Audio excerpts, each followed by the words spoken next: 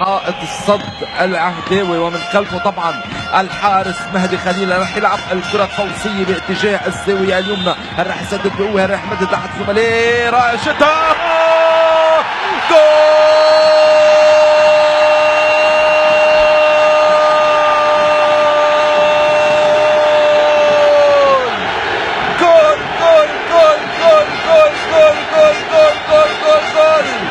حسب معطوء، ما بيهدى ما بيروق الا ما يهز الشباك، الا ما يسجل الرقم 10.